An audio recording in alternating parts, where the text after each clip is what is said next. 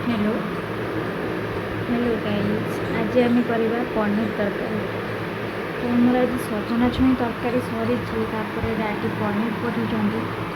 पनीरटा मुझे बर्तमान काटुची। काटि सारा केमती हम देखा सीटा।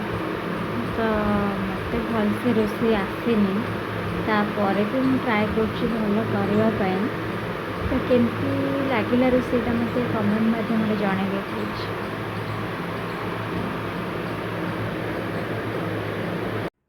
पनीर कटा मोर ए सरी जाइए। मुझे कढ़ई बसई पनीर टी छाणीद आलू काटिक रखी छाणीद।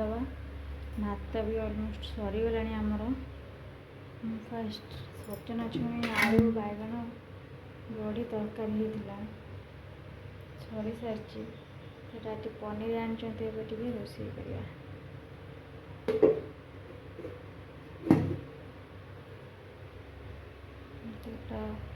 कड़ाईटा गरम हेले तेल पकेगा।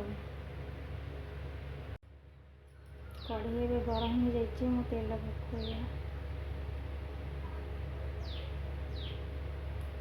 पनीर फास्ट टे छाणीदेवी। देन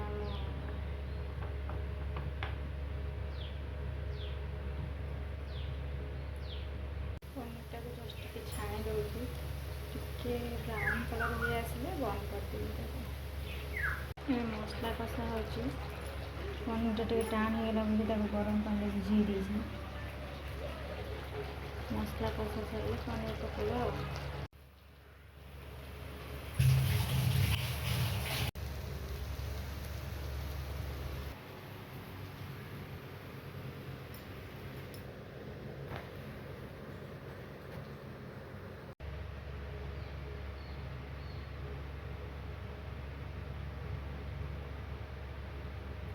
फुटा स्टार्ट हो जाए तरकारी।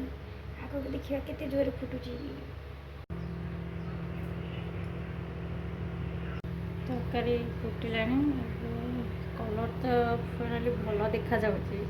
बाकी टेस्ट कला जान केमती लगुच।